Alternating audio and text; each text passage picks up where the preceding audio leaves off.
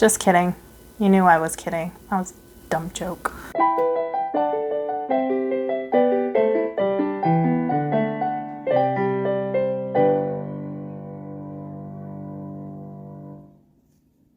Hello y'all, welcome back to Case Can Probably Read. My name is Casey and I probably can read because this month I read 8 books and I'm going to prove it to you right now. Seriously, we've got a lot of ground to cover, so I'm just going to jump right in. The first book I read this month was Gilded by Marissa Meyer. Marissa Meyer is the author of the Lunar Chronicles, which I've read, and that superhero series, which I haven't. Gilded is a Rumpelstiltskin retelling. The main character is Serilda, who is the miller's daughter in the small town of Märchenfeld. She may or may not have been blessed by the trickster god Weirdith before she was born, and as a result her eyes uniquely look like they have a wheel in the irises. Because of her strange eyes and her propensity for tall tales, the townspeople in Märchenfeld don't trust her and think of her as cursed. She's an older teenager. I can't remember how old though. I think she's anywhere from 15 to 18. In this world, every month on the full moon, the Earl King takes his hunting party and rides through the woods in the region where Serilda lives. And anyone who hears the hunt as it passes is in danger of losing their mind and joining the hunt.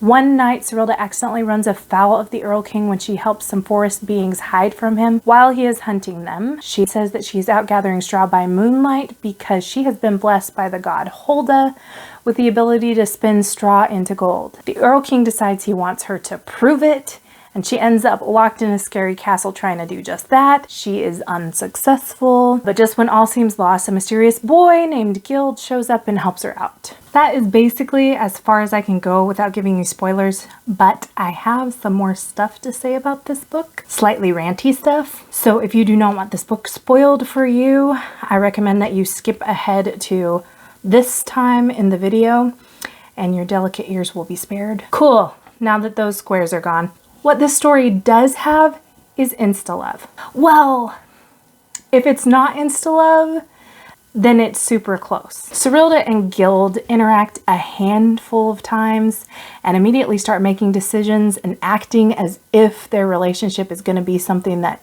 is going to stand the test of time, even when they both know that they don't know each other very well. The book itself openly acknowledges this. Let me read you a quote. "There was nothing about her growing intimacy with Gilded that was perfect. She needed him if she was to survive the Earl King's demands. She was constantly indebted to him. She'd paid him with her 2 most valuable belongings and now the promise of her firstborn child. And regardless of whether or not it was the magic that demanded such sacrifices, it didn't seem like a basis for an enduring relationship. They had gotten carried away. That was all. A boy and a girl who had been given few opportunities for romance, overcome with fervid desire." You see, she knows that's what it is, but that does nothing to stop her. To quote Tina Fey, "It's exactly what you hope your daughter has too much dignity to ever participate in." The real cherry on top of this Insta Love-esque sundae is that by the end of the book, Serilda is pregnant with Gilded's baby. That's right. This is basically the pilot episode of a teen soap produced by Brenda Hampton. I'm not gonna yell about it. I am going to say that I find it dumb. And it's not just the romance. Serilda is constantly doing dumb stuff. Just like her relationship with Gilded, she's usually aware that it's dumb, but she just does it anyway. I'm really not sure that her being self-aware is even helpful if she's just going to continue to be an idiot. Quick content warning, this next point on my list does discuss child death. It will not be graphic or descriptive, but if that's something you'd rather not hear about, then feel free to skip forward to this part of the video.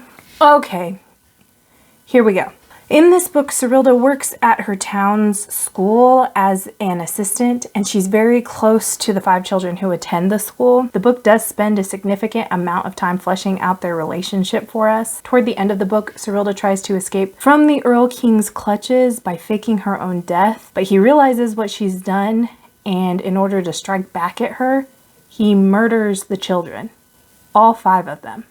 Honestly, I did not see that coming. I'm usually pretty good at picking up author clues and foreshadowing, and this one just came out of nowhere. I spent the last few chapters of this book expecting the author to turn this around somehow, and maybe thinking it could be an illusion or a trick performed by the Earl King and that the children would turn out to be fine. Nope. I did read some reviews for the book that stated that they didn't really have a problem with this violence, or even that they liked it because it was more in the style of an original Grimm fairy tale. But honestly, that is not going to cut it for me. The original tale of Rumpelstiltskin is violent. I'll give you that. The little dude tears himself in half at the end of the story. But no children die. Yes, children do die in other Grimm fairy tales, but not in this one. I wasn't expecting it. I didn't like it. I don't know what else to say about it. It ended kind of on not what I'd really call a cliffhanger, because it didn't really offer a concrete element of hope. It was more just everything sucks. The protagonist has no idea how to fix it.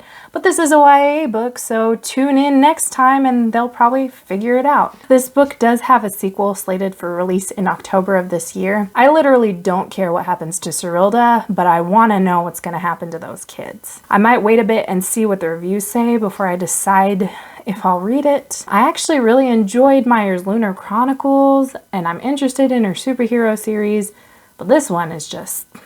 I gave it 2.5 stars, which is kind of low for me. I don't know.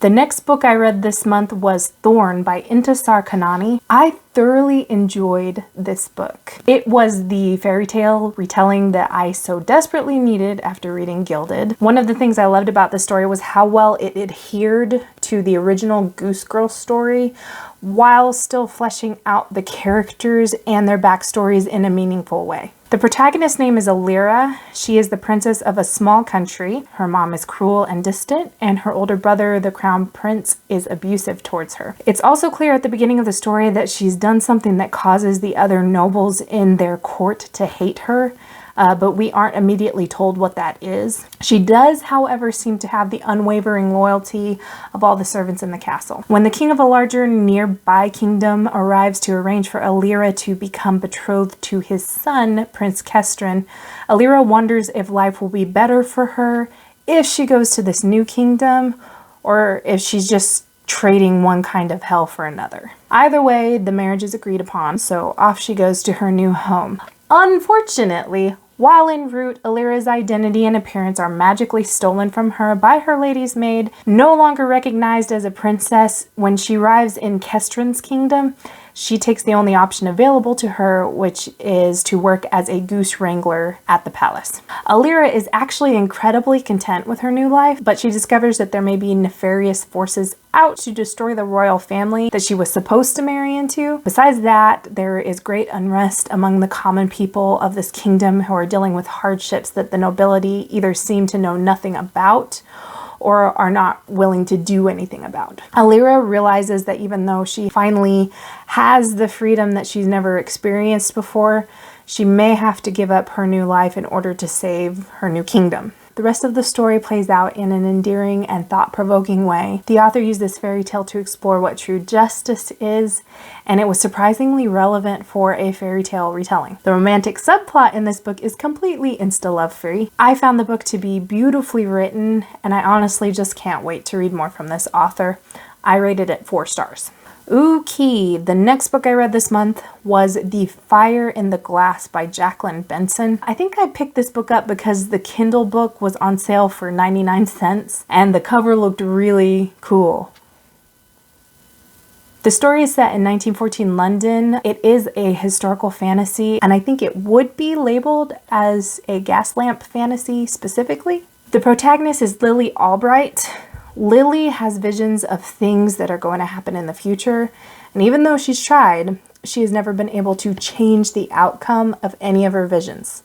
Not once. At the beginning of the story, we discover that a serial killer who is targeting mediums is loose in London, and this is very bad because Lily has a vision that the killer is going to attack one of her loved ones. Because of this, she decides to give changing the future one last college try. Her quest puts her in contact with some other people who may have strange and mystical abilities, much like her. One of these people is a man named Lord Strangford, and together they set out to discover who the serial killer is and if they can stop them before it's too late.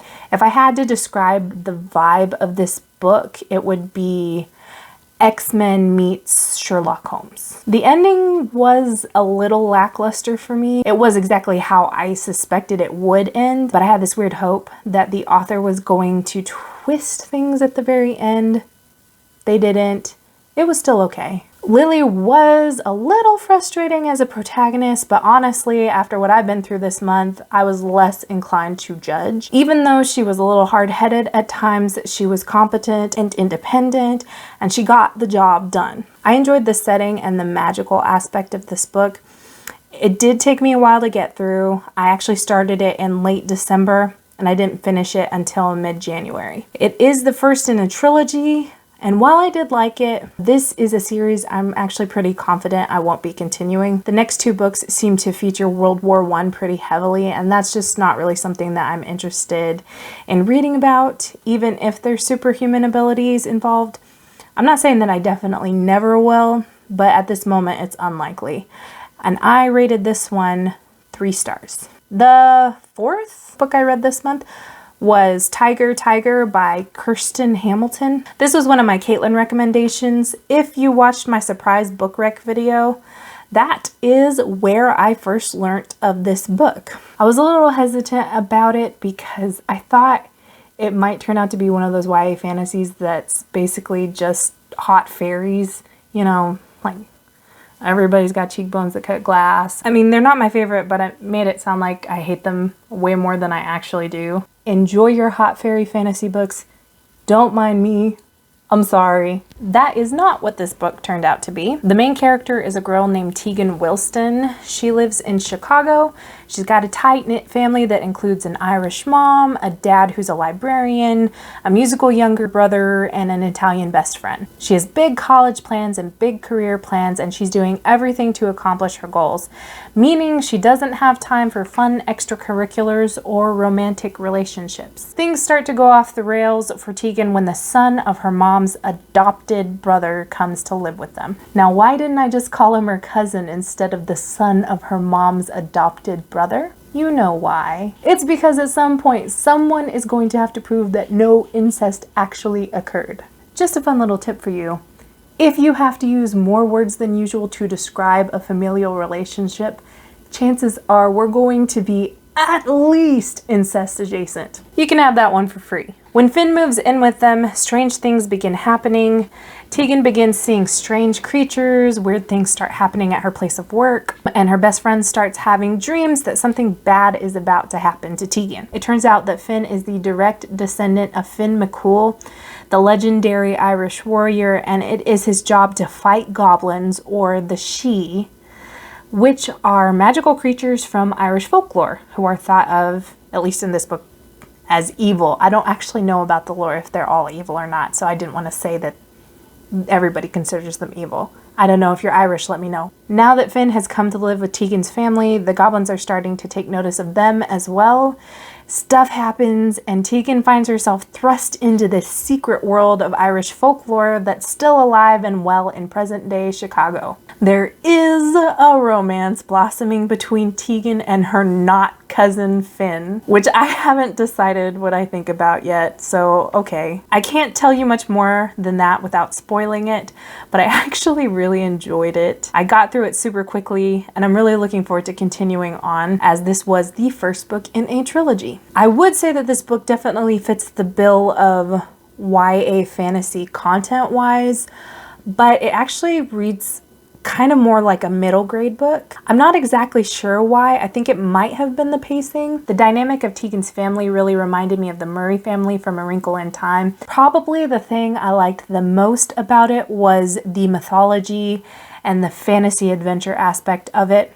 I really like Rick Riordan's different mythology series, and this reminded me a lot of those books. Tegan discovers that there's this whole world of Irish legend just beyond what she's been seeing with her naked eye. She spends time traveling through it, meeting Irish entities and monsters, and I don't know, it was just fun. I didn't expect to like it, but I really did, so I gave this one 3 stars. Okay, next up we have The Raven Spell by Luanne G. Smith. This was another historical fantasy that might possibly fit under the label of a gas lamp fantasy. I have Amazon Prime, and this book was one of the options for Amazon's monthly first reads program. So that is the story of how I came to read this book. I've also read The Vine Witch by Luanne G. Smith. I don't really recall much about it other than it was set in France and there was much wine. The Raven Spell is probably the one I like best. The story is a dual POV. Our first POV character is Edwina Black, a mudlark and witch who lives in London with her twin sister Mary. They make a living by scouring the nearby riverbank for trinkets and valuables and then selling those trinkets in their small shop. I want to say the riverbank is on the Thames,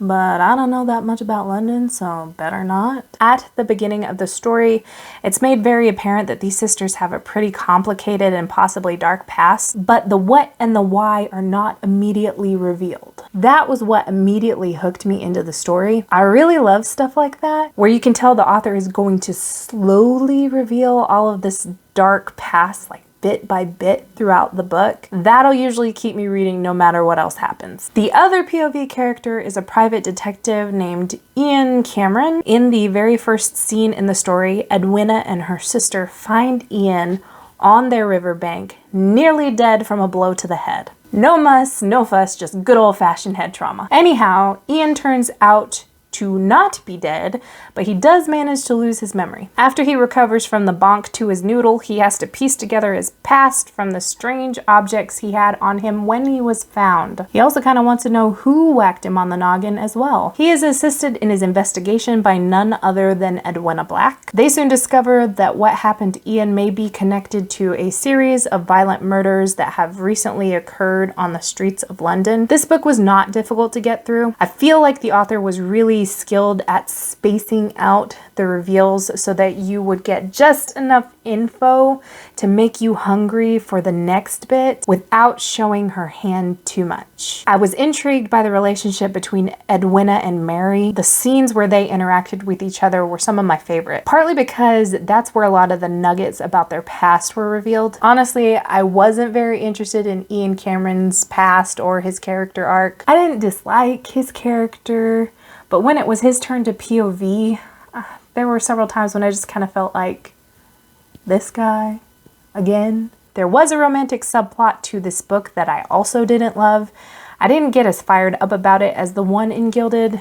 It just struck me as superfluous. It wasn't super distracting though, so I let it go and was able to still enjoy the story. The ending was surprising, but not in a particularly mind-blowing way. I actually remember feeling the same way about this ending that I did about the one in Smith's other book that I read, The Vine Witch. I didn't have strong feelings about either ending, either positive or negative. I just kind of felt like I was watching it from an emotionally safe distance and just thinking, okay, maybe not the exact reaction you want to get from your fiction, but that's the truth. This book is supposed to be the first one in Smith's Conspiracy of Magic series. I am kind of interested to see what Luanne G. Smith does in a sequel. So no promises, but I might read on in the series when the next one comes out. And that brings us to The Inheritance Games by Jennifer Lynn Barnes. I feel so conflicted about this book. Let me start at the beginning. I watch a lot of Read with Cindy. She's one of my favorite booktubers. When it comes to YA, I usually like most of the books that she recommends, and The Inheritance Games was one of her best books of 2021, I think. I watched a review of this book. It sounded really fun and like something that I would just eat up. When I looked it up, the book blurb likened it to Knives Out. All good things. The story is about a teenage girl named Avery Grams who has a permanent seat on the struggle bus. She has no money. She has no mom. She's living with her older sister while she finishes high school. She has a plan to get into college and make a life for herself, and it seems like a pretty solid one, but she just can't catch a break. Then out of the blue, and for no apparent reason, a billionaire named Tobias Hawthorne dies and leaves her basically everything, his entire fortune. The only catch is that she has to move into Hawthorne's mansion and live there for an entire year alongside the rest of Hawthorne's surviving family, his family that he did not leave his entire fortune to. This includes his 4 grandsons, 3 of which are very close in age to Avery. It turns out that Hawthorne was a big fan of puzzles and riddles, so this book has a fun code-breaking element. When I finished this book, I thought I would at least be rating it 4.5 stars because it was so good. And then I started trying to figure out why I liked it. And I can't tell you why. I really want to, but I got nothing. This book has so many elements that I usually actively hate. There is a love triangle that is infuriating and just ridiculous. There is a dark and tragic subplot that you have no idea you're going to be getting into when you start the book, and actually turns out to be a pretty giant part of the story. From the book description and Cindy's description, I thought this was going to be more of a contest style book where the person who like solved all the puzzles and riddles was going to inherit the guy's fortune. And that is not what happened, so it wasn't what I expected. I should have hated this book, but instead I ate it up and said thank you. The only way I can think of to explain it is something I'm going to call the Pretty Little Liars effect. Pretty Little Liars, in my opinion, was not great storytelling. It broke so many rules and did so many questionable things. And I knew that even while I was watching it, but I still sat there and binged that nonsense like my life depended on it. It's not great, but it's addictive as hell. That's the only way I can make sense about how I felt about it. That, and the protagonist was surprisingly not infuriating to me, despite the stupid love triangle. There were 2 specific instances in the book where the main character found herself in dangerous or questionable situations, and instead of the typical YA protagonist malarkey where she just goes with it, she was like, nope, that looks like a bad idea and I want to live. I'm telling an adult. This book is the first in a trilogy. I can already tell you that I'm going to read the sequel. Cindy did not like the sequel, and I've read other reviews that really ripped it apart as well. I don't care. I'm still going to read it. That's how the Pretty Little Liars effect works. I ended up rating this 4 stars, but I still haven't written a review because I still don't know what to say. Okay. The next book I read this month was The Maid by Nita Prose. This book is all over the place right now.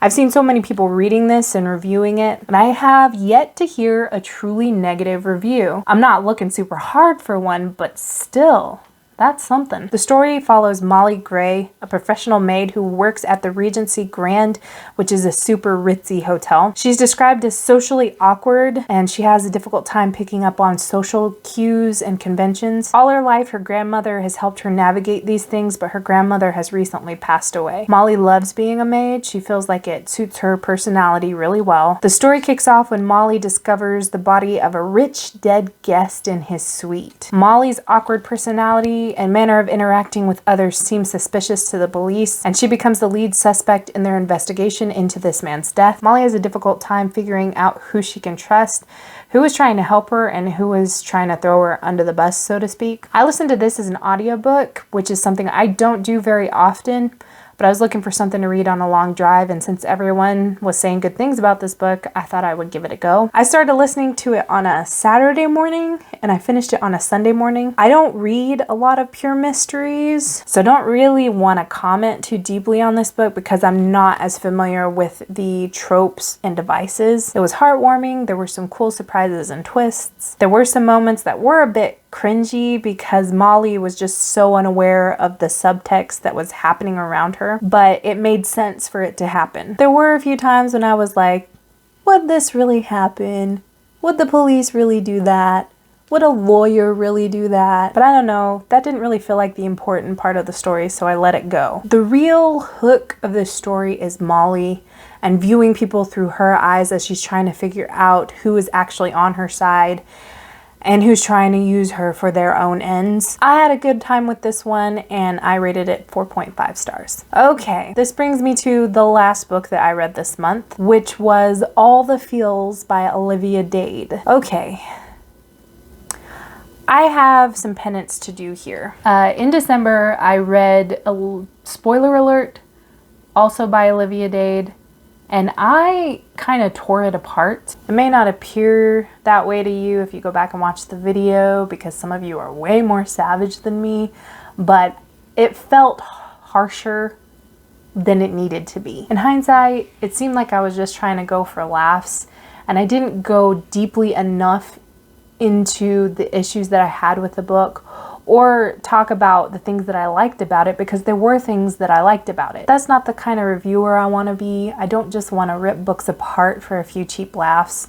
So before we go on, I want to clarify some of my thoughts about spoiler alert. I'm not going to go back over the premise of this book, so I welcome you to either watch my December wrap-up video or make use of Google if you need to acquaint yourself with it. My biggest issue with spoiler alert was that there seemed to be a big disparity with how the author treated the two main characters. April, the female protagonist, was very rarely shown to be in the wrong, even though she did make selfish decisions and didn't really try to see things from the male protagonist's point of view. In the end, she did kind of see things from Marcus's perspective. She kind of admits that he had good reasons for making the choices he did, even though they made her upset at the time. But on the whole, it felt like she was given a pass from any real character development, but still got to celebrate at the end of the story like she'd experienced real growth. Marcus, the male protagonist, turned out to be the unintentional scapegoat of the relationship. Just like April, he makes mistakes, but while April's mistakes are glossed over as excusable, Marcus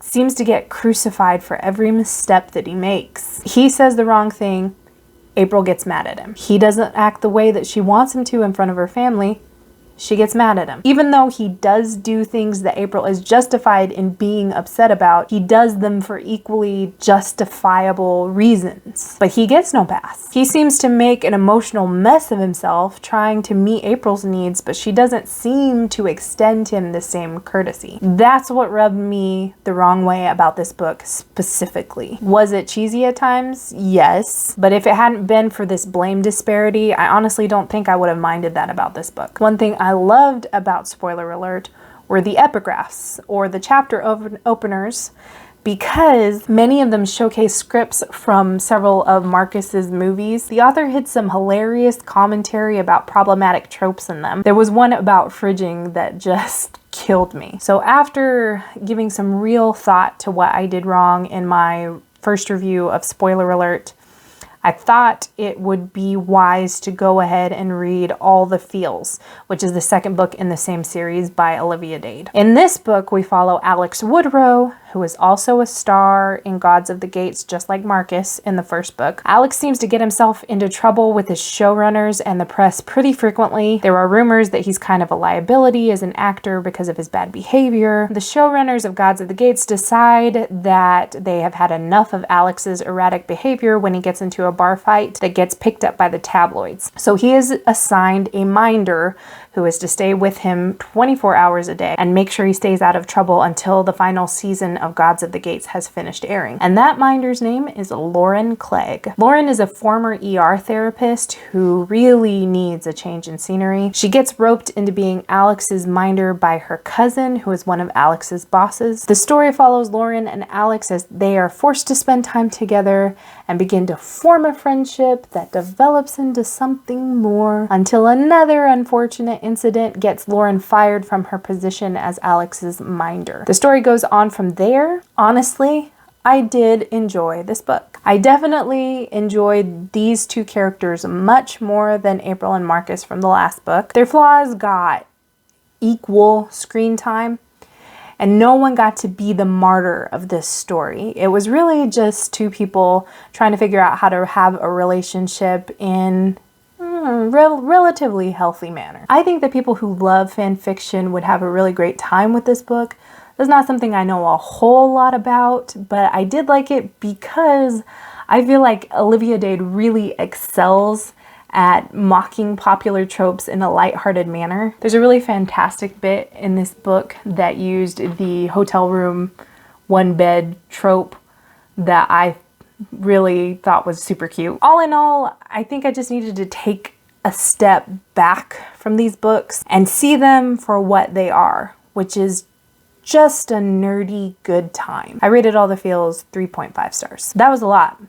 That was a lot of books. I'm exhausted and no longer want to think, so I'm done now. If my brand of awkward appeals to you, please feel free to like this video and subscribe to my channel. And until next time, leave me a comment about the most frustrating protagonist you've ever encountered in a story. The one that just made you want to roll your eyes Liz Lemon style and curse like a sailor. Spare no detail, please, because I need to know that I'm not alone. Thanks for watching. Bye.